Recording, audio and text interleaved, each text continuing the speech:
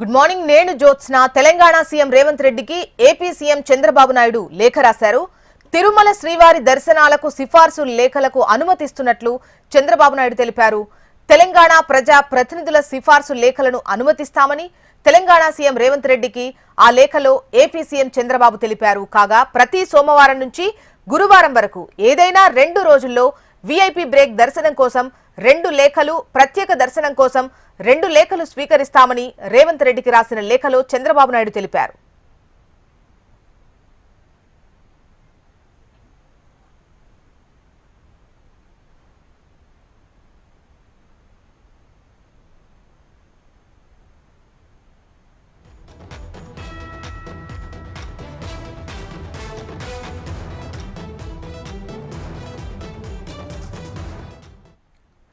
తెలంగాణ ప్రజాప్రతినిధుల ఏడాది నిరీక్షణకు తెరపడింది. తిరుమలలో తెలంగాణ ప్రజా ప్రతినిధుల సిఫార్సు లేఖలను అనుమతిస్తామని, శ్రీ వెంకటేశ్వర స్వామి దర్శనానికి అనుమతిస్తూ టీటీడీ నిర్ణయం తీసుకుంది. ఎమ్మెల్యే, ఎమ్మెల్సీ, ఎంపీల లేఖలను టీటీడీ అనుమతించింది. వారానికి 4 సార్లు దర్శన భాగ్యం కల్పించేందుకు నిర్ణయం తీసుకుంది టీటీడీ. సిఫార్సు లేఖలను అనుమతించాల్సిందిగా ఏపీ సీఎం చంద్రబాబును తెలంగాణ సీఎం రేవంత్ కోరారు. దీంతో తిరుమలలో తెలంగాణ ప్రజా ప్రతినిధుల సిఫార్సు లేఖలపై దర్శనం కల్పిస్తామని చెప్పారు. సిఫార్సు లేఖలపై చంద్రబాబు స్పందించినందుకు రేవంత్ రెడ్డి కృతజ్ఞతలు తెలిపారు.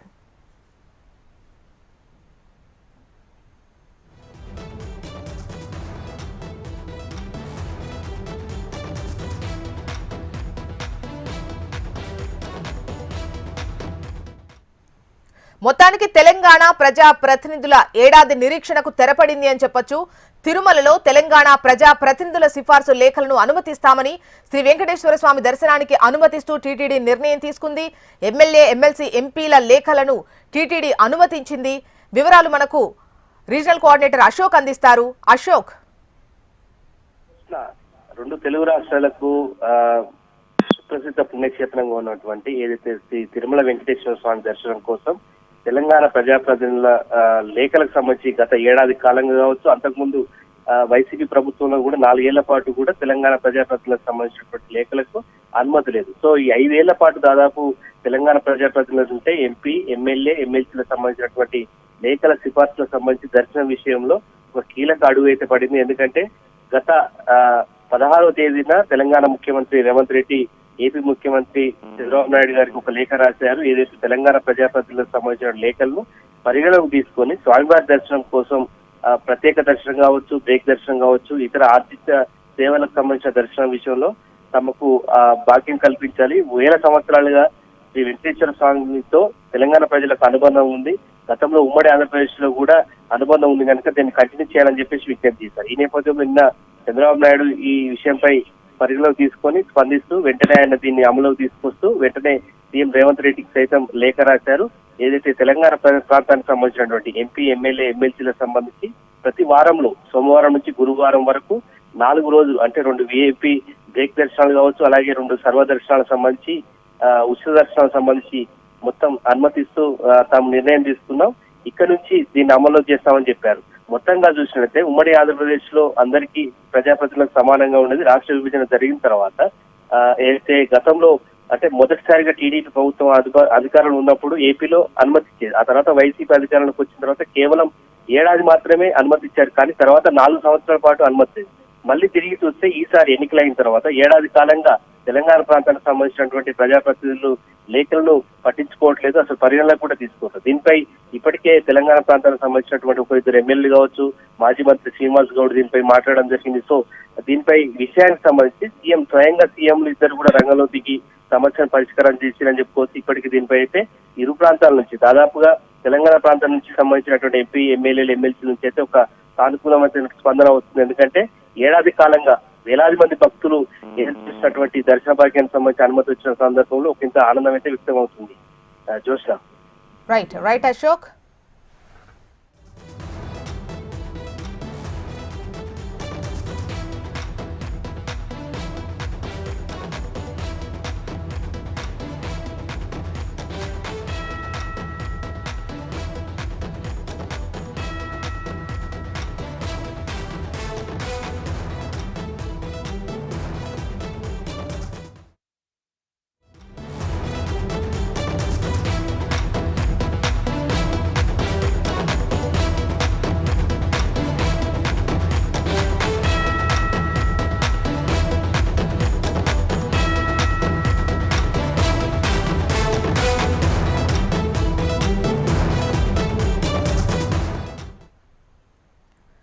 ఏపీలో ఉగాది నుంచి మహిళలకు ఉచిత బస్సు ప్రయాణం అమలు చేసే దిశగా ప్రభుత్వం అడుగులు వేస్తోంది. ఈ నేపథ్యంలో ఏపీ సీఎం చంద్రబాబు ఉన్నతాధికారులతో సమీక్ష సమావేశం నిర్వహించారు. ఈ సమావేశంలో ఏపీ రవాణా శాఖ మంత్రి, ఏపీ డీజీపీ, ఏపీఎస్ఆర్టీసీ ఎండీ, ఇతర ఉన్నతాధికారులు పాల్గొన్నారు. ఏపీలో ఉచిత బస్సు ప్రయాణంపై అధికారులతో సీఎం కీలక చర్చలు జరిపారు. ఉచిత బస్సు ప్రయాణం పథకం అమలులో ఉన్న కర్ణాటక, ఢిల్లీ, తెలంగాణ రాష్ట్రాల్లో అధ్యయనం చేశారు. దీంతో ఇందులో భాగంగా ఏపీలో మహిళలకు మరింత మెరుగైన సేవలు అందించాలని అధికారులకు ఏపీ సీఎం సూచించారు. ఈ పథకం అమలుపై సమగ్ర నివేదికను సమర్పించాలని అధికారులకు చంద్రబాబు ఆదేశించారు. ఉగాది పండుగ నాటికి పథకం అమల్లోకి వచ్చేలా కార్యాచరణ వేగవంతం చేయాలని దిశానిర్దేశం చేశారు. మరిన్ని వివరాలు ఏపీ కోఆర్డినేటర్ రాజేష్ మనకు అందిస్తారు. రాజేష్, చెప్పండి, ఈ ఉగాది నుంచి మహిళలకు ఉచిత బస్సు ప్రయాణం అందుబాటులోకి వచ్చేటువంటి అవకాశాలు ఉన్నాయా?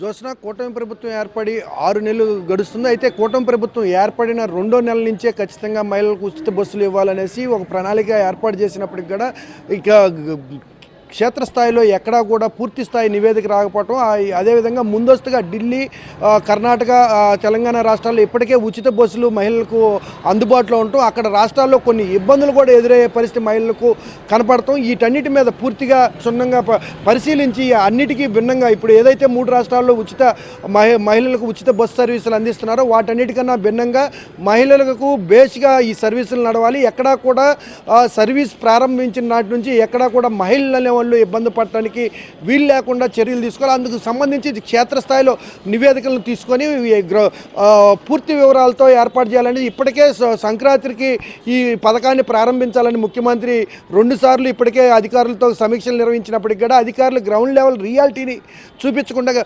పేపర్ వర్క్ మాత్రమే చూపించడం, పేపర్ వర్క్ కరెక్ట్ కాదు, అక్కడ గ్రౌండ్ లెవెల్లో ఏం జరుగుతుందో ఆ బస్సుల్లో ఏ విధమైన ఇబ్బందులు ఎదుర్కొంటున్నారు అనేది మహిళలకు సంబంధించిన సమస్యలు కాబట్టి మహిళలకు సంబంధించిన ఈ పథకాన్ని ఎక్కడా ఇబ్బంది లేకుండా పూర్తి స్థాయిలో క్షుణ్ణంగా పరిశీలించి ఆ తర్వాత ఈ పథకాన్ని ప్రవేశించాలి.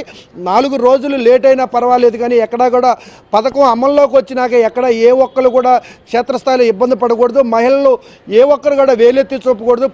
కూటమి ప్రభుత్వం ఎన్నికల సమయంలో ఇచ్చిన హామీలు ఏవైతే ఉన్నాయో ఈ హామీల్లో ప్రధానమైనది ఉచిత బస్సు సర్వీసు మహిళలకు. ఈ ఉచిత బస్సు సర్వీసుల విషయంలో ఏ చిన్న లోటుపాట్లు జరిగినా కానీ క్షమించేది లేదు. అధికారులు ఏర్పాటు చేసిన తొలి రోజు నుంచి కూడా పూర్తి స్థాయిలో మహిళలు ఎంతమంది బస్సులు ప్రయాణించాలన్నా కానీ వాళ్ళకి క్షేమంగా అదేవిధంగా కూర్చొని బస్సులో తాపీగా ప్రయాణించే విధంగా వెసులుబాటు కల్పించాలి. అవసరమైతే అందుకు సంబంధించి కొత్త బస్సులను కూడా తీసుకొచ్చే పద్ధతి మీద కూడా ఒక సమీక్ష నిర్వహించండి ఇప్పటికే అధికారులు పలుమార్లు ముఖ్యమంత్రి చంద్రబాబు నాయుడు సూచించారు. అయితే నిన్న సచివాలయంలో జరిగిన సమావేశం ప్రధానంగా చూసుకుంటే ఉచిత బస్సు సర్వీసులు ఉగాది నాటి రోజు ఉగాది రోజు పర్వదినం సందర్భంగా ఆ రోజుగా ఎట్టి పరిస్థితుల్లో ప్రారంభించాలి. ఇప్పటికే వాయిదాలు వేసుకుంటూ అధికారులకి ఎన్ని మాటలు చెప్పినా వాయిదాలు వేసుకుంటూ వచ్చారు. అటువంటి వాయిదా పద్ధతి లేకుండా ఈసారి ఉగాదికి మాత్రం మహిళలు ఉచిత బస్సు సర్వీసును ఉపయోగించుకునే విధంగా పథకాన్ని రూపొందించాలి.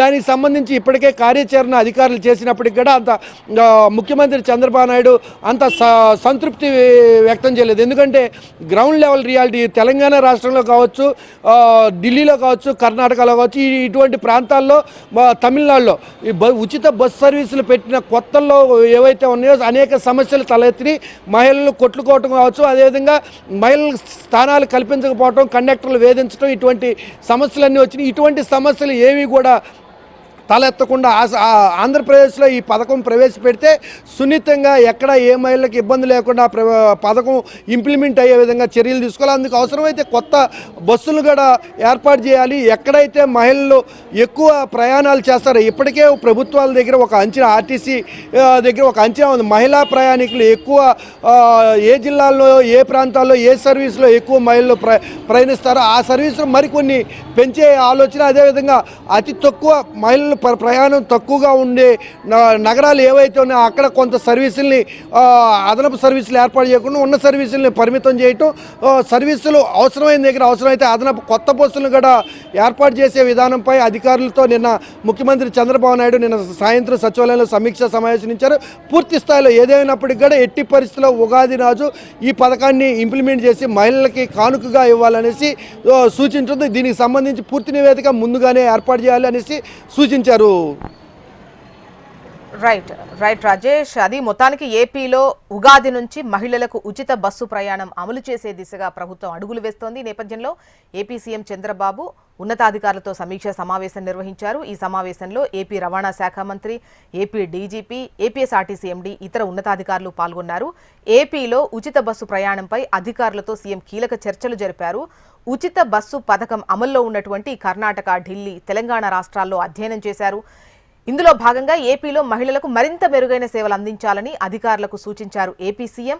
ఈ పథకం అమలుపై సమగ్ర నివేదికను సమర్పించాలని అధికారులకు చంద్రబాబు ఆదేశించారు. అయితే ఉగాది పండుగ నాటికి పథకం అమల్లోకి వచ్చేలా కార్యాచరణ వేగవంతం చేయాలని సీఎం దిశానిర్దేశం చేసినట్లు తెలుస్తోంది.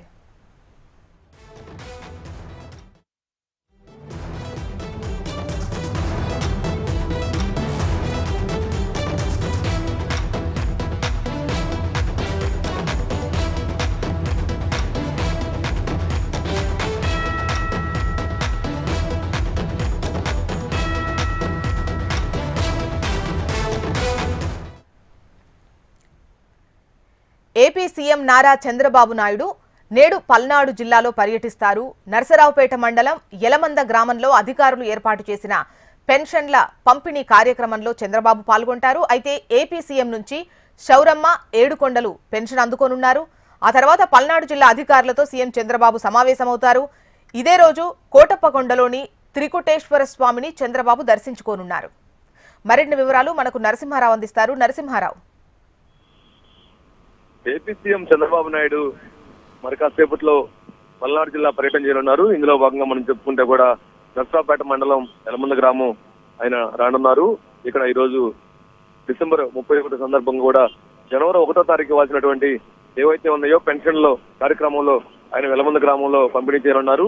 అంతేకాకుండా కూడా ఆయన చేతుల మీద కూడా పెన్షన్ ఇవ్వనున్నారు. ఇదే గ్రామానికి చెందినటువంటి శౌరమ్మ, వేడికొండలకు ఈరోజు ఇక్కడ ఆయన పెన్షన్ పంపిణీ చేయనున్నారు. ఆ తర్వాత ఎవరైతే ఉన్నారో పెన్షన్దారుల యొక్క సమస్యలపై కానీ వాళ్ళ యొక్క వినతులు కూడా ఇక్కడ నుంచి సీఎం తీసుకుని ఉన్నారు. ఆ తర్వాత పల్నాడు జిల్లా అధికారులతో సమీక్ష సమావేశం చేయనున్నారు. ఆ తర్వాత సీఎం చంద్రబాబు నాయుడు ఎక్కడ ఉన్నారో కోటప్పకొండ త్రికోట స్వామిని దర్శనం చేసుకుని ఉన్నారు. అంతేకాకుండా కూడా ఎవరైతే ఉన్నారో జిల్లా నేతలతో కూడా ఆయన సమావేశం కానున్నారు. ముఖ్యంగా ఏదైతే ఉందో పెన్షన్ల పైన ప్రభుత్వం ఒక ప్రతిష్టాత్మకంగా తీసుకుంది. పెన్షన్లపై ప్రత్యేకంగా దృష్టి పెట్టిన నేపథ్యంలోనే ఈ రోజు పెన్షన్లు పంపిణీ చేయనున్నారు ఒక రోజు ముందే. అంతేకాకుండా కూడా సీఎంతో పాటు జిల్లా అధికారులు కానీ జిల్లా మంత్రులు కానీ పాల్గొన్నారు. సో మొత్తంగా మనం చూస్తే మాత్రం మరి కాసేపట్లో సీఎం చంద్రబాబు నాయుడు ఉండవల్లి నివాసం నుంచి నేరుగా నర్సరావుపేటలోనే యలమంద గ్రామం హెలిప్యాడ్కి చేరుకున్నారు. ఆ తర్వాత పెన్షన్లు పంపిణీ చేయనున్నారు. అక్కడ నుంచి త్రికోటేశ్వర స్వామి దర్శనానికి వెళ్ళనున్నారు చంద్రబాబు నాయుడు. రైట్ నరసింహారావు.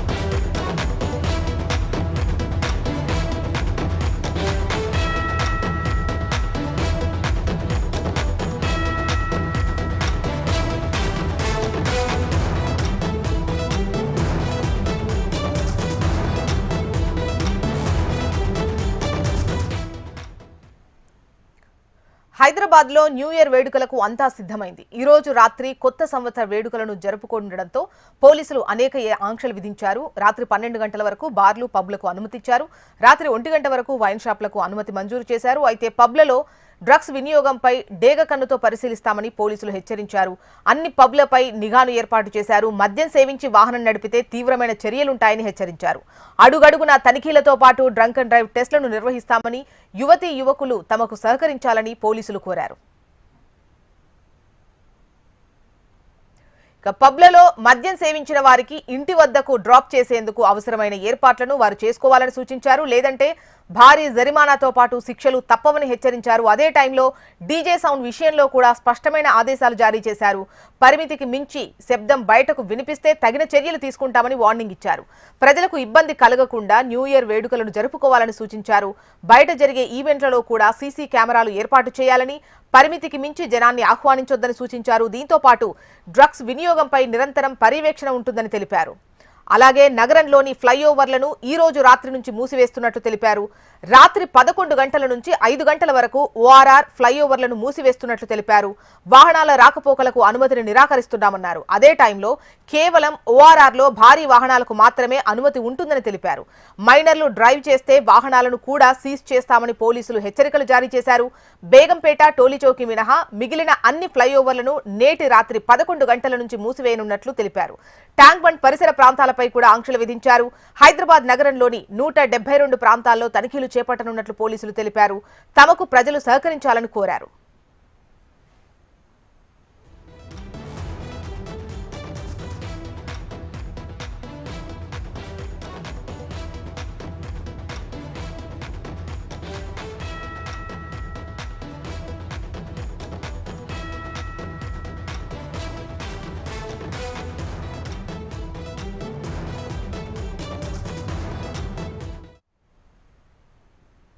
శ్రీహరికోట నుంచి ప్రయోగించిన వాహక నౌక అంతరిక్షంలోకి దూసుకెళ్లింది. శాటిలైట్ల జంటతో భారతీయ తొలి డాకింగ్ టెక్నాలజీ మిషన్ ప్రయోగం విజయవంతమైంది. ప్రయోగం అనంతరం 15 నిమిషాల 10 సెకండ్లకు మొదటి స్పేడెక్స్ కక్షలోకి ప్రవేశించింది. 5 సెకండ్ల తర్వాత రెండవ స్పేడెక్స్ ఉపగ్రహం కూడా కక్షలోకి చేరుకుంది. PSLV C-60 విజయవంతం కావడంతో ఇస్రో సైంటిస్టులు ఒకరికొకరు ఆలింగనం చేసుకుని శుభాకాంక్షలు తెలుపుకున్నారు. భూమికి 470 కిలోమీటర్ల దగ్గర ఉన్నటువంటి వృత్తాకార కక్షలోకి చేరుకున్నాయి. ఈ రాకెట్ ద్వారా వెళ్లిన 440 కిలోల బరువు కలిగిన స్పేడెక్స్ మిషన్ 2 వేరువేరు భాగాలుగా ఉంటాయి. ఈ స్పేడెక్స్ మిషన్ లో 2 ఉపగ్రహాల్లాంటివి ఉంటాయి. అవి ఈ రాకెట్ ద్వారా అంతరిక్షంలోకి వెళ్లిన తర్వాత విడివిడిగా ఉండే 2 మిషన్లు ఒకదానికొకటి అనుసంధానమవుతాయి. వృత్తాకార కక్షలోకి ఈ స్పేడెక్స్ మిషన్ ను తిప్పుతూనే డాకింగ్ పరిశోధనలు నిర్వహిస్తారు.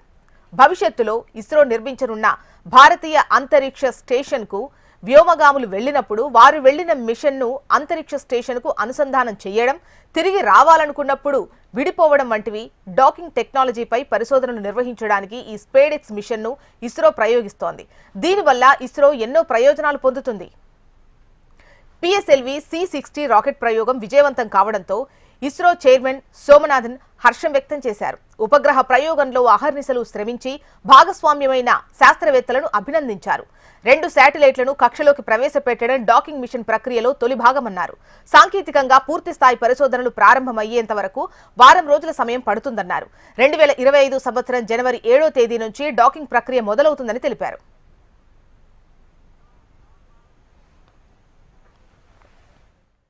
PSLV C-60 launched the SpaceX. That is a prayojanam. So the launching of the SpaceX happened very well. It launched the satellite to 475 km orbit very well. Very well. Yeah. So next launching is Next launching January end GSL launch. Chandrayaan 4 eppudu Chandrayaan 4 2028 da. Gaganyaan sir. Gaganyaan first launch the January la ipo assembly nadandirukku. 2 மாசத்துல சொல்றேன். எப்படி launch நடக்கும்.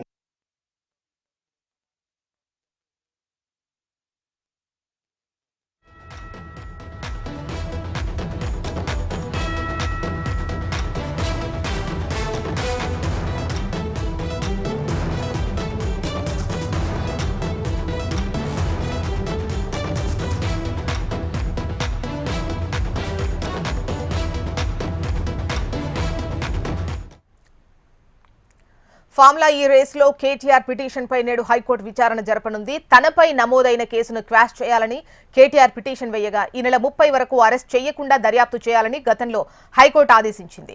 ఇవాల్టి వరకు మధ్యంతర bail పొడిగించింది. గడువు ముగియడంతో ఇవాళ మరోసారి విచారణ జరపనుంది హైకోర్టు. మరోవైపు కేటీఆర్ దాఖలు చేసిన క్వాష్ పిటిషన్ పై ఏసీబీ కౌంటర్ దాఖలు చేసింది. ఈ కౌంటర్లో కేటీఆర్ పై అభియోగాలు నమోదు చేసింది ఏసీబీ. సెల్ఫ్ అఫిడవిట్ దాఖలు చేసిన కేటీఆర్ తనకేం సంబంధం లేదని తెలిపారు. హైకోర్టు నిర్ణయంతో కేటీఆర్ అరెస్టు ఆధారపడి ఉండటంతో ఇవాల్టి విచారణపై ఉత్కంఠ నెలకొంది.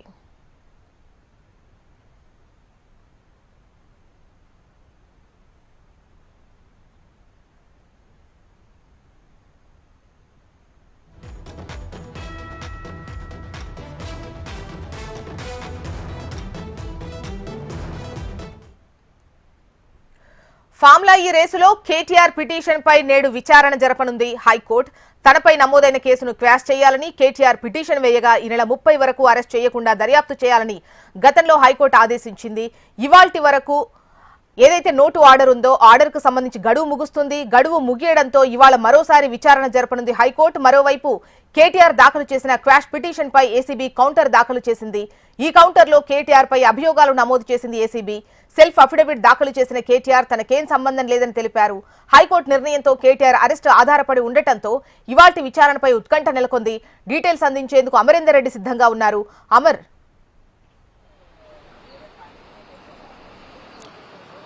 జోష్నా, ఫార్ములా ఈ కార్ రేస్ లో తెలంగాణ హైకోర్టుని కేటీఆర్ ఈ నెల 21న ఏదైతే ఆశ్రయించిన తర్వాత 2 సార్లు ఈ కేసుకు సంబంధించిన విచారణ అనేది కొనసాగిందని చెప్పుకోవచ్చు. అయితే మొదట బెయిల్ కి సంబంధించి ముందస్తు బెయిల్ ఇవ్వాలని ఇటు కేటీఆర్ తరపు న్యాయవాది సిఎస్ సుందరం సుప్రీంకోర్టు కౌన్సిల్ అతను పూర్తిస్థాయిలో సుదీర్ఘమైనటువంటి వాదనలు వినిపించారు. అయితే ఈ వాదనలకు ఏకీభవిస్తూనే హైకోర్టులో అతనికి స్వల్ప ఊరటను తెలంగాణ హైకోర్టు ఇచ్చిందని చెప్పుకోవచ్చు. ఎందుకంటే నాట్ టు అరెస్ట్ 30వ తేదీ వరకు ఎలాంటి అరెస్టులు చేయొద్దని కూడా ముందస్తు మధ్యంతర బెయిల్ అనేది ఇచ్చింది. అయితే ఈ బెయిల్కు సంబంధించి ఒకవైపు కొనసాగుతుండగా గత 2వ విచారణకు సంబంధించి సుదీర్ఘంగా కొనసాగింది. మొదటి దశ విచారణకు సంబంధించి చూసుకుంటే ఏసీబీ కౌంటర్ దాఖలు చేయాలని కూడా అందులో విచారణ అనంతరం పేర్కొన్న తర్వాత ఏదైతే 2వసారి విచారణ సందర్భంలో ఏసీబీ కౌంటర్ కూడా దాఖలు చేసింది. ఆ తర్వాత కేటీఆర్ ఒక సెల్ఫ్ అఫిడవిట్ ను కూడా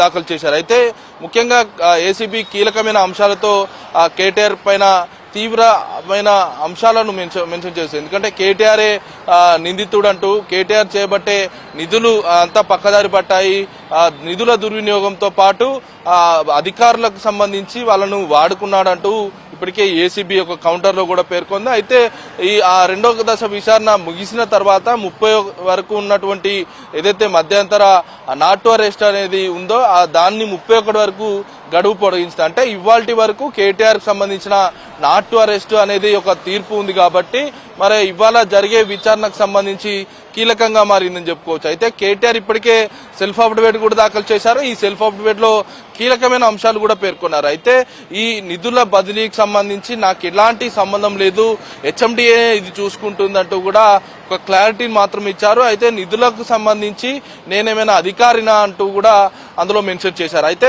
ఇదే కాకుండా అంటే కేటీఆర్ మెన్షన్ చేసిన అంశాలకు సంబంధించి కొన్ని పరిశీలిస్తే 10 కోట్ల నిధుల బదలాయింపుకు సంబంధించి బదలాయింపు చేస్తే తప్పనిసరిగా పరిపాలనా అనుమతులు కావాలని ఏసీబీ కౌంటర్ లో మెన్షన్ చేసింది. కానీ ఎలాంటి పరిపాలనా అనుమతులు అవసరం లేదంటూ కూడా కేటీఆర్ అందులో పేర్కొన్నారు. దీనికి సంబంధించి నాకు ఎలాంటి సంబంధం లేదనేది కేటీఆర్ అయితే చెప్తా ఉన్నాడు. కానీ ఏసీబీ మాత్రం కేటీఆర్ చేయబట్టే నిధులు బదలాయింపు జరిగింది, ఎఫ్ఓ కంపెనీలకు దత్తత పాత్ర వహించాడన్న అంశాన్ని పేర్కొన్నారు. దర్యాప్తు చేస్తే ఇంకా కీలకమైన సమాచారం వస్తుంది, క్వాష్ పిటిషన్ ని కొట్టివేయాలి, ముందు మధ్యంతర బెయిల్ ఏదైతే ఉందో నాట్ టు అరెస్ట్ అనేది దాన్ని పూర్తిగా రద్దు చేయాలంటూ కూడా ఏసీబీ కౌంటర్ లో కూడా పేర్కొంది. మరి ఇవాళ జరగనున్న విచారణ ఏసీబీ కౌంటర్ దాఖలు చేసింది కాబట్టి దానిపైనే కొనసాగే అవకాశం అయితే.